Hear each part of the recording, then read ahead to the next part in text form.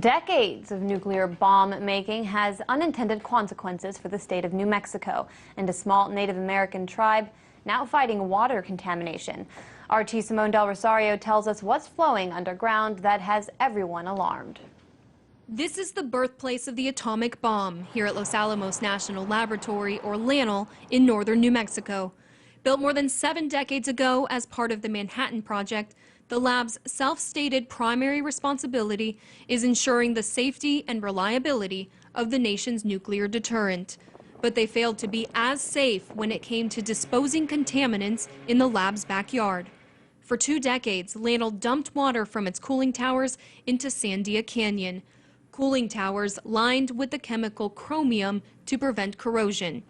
Now, decades later, that's created a mile-long chromium plume underground, unpredictable and threatening drinking wells, a major aquifer, and sacred tribal land bordering the federal property. Scientific research links high levels of chromium in drinking water to cancer. After speaking with all of the involved parties over the phone, we traveled nearly 2,000 miles to tell this story.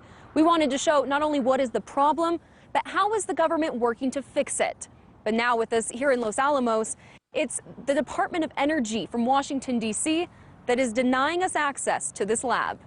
But the governor of the San Ildefonso Pueblo, James Mountain, invited us on his tribe's sacred land instead. The lands that we are driving through now have a very significant meaning to our Pueblo people and our history.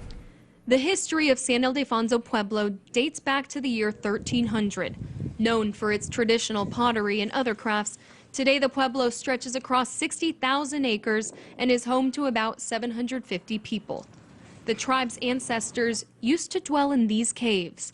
Now they live down the road, while the sacred area is reserved for hunting, gathering, and spiritual practices. Make no mistake, just because we're not physically living here, that doesn't mean that we don't live here, if that makes sense, because we're here every day.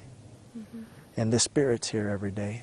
But just underground, the chromium plume, 1 mile by a half mile and 100 feet thick, is advancing on their boundary, the movement tracked by hundreds of monitoring wells on lab property.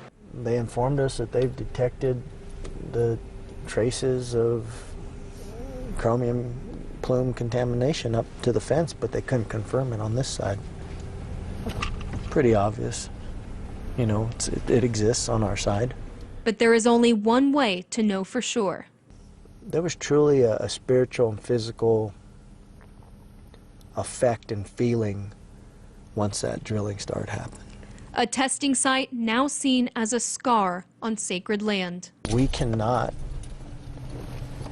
continue to bang our fist on the table and say, you took my land and you contaminated my land, give us money, because that's not going to get us anywhere. What will get them somewhere, he says, is taking part in the conversation.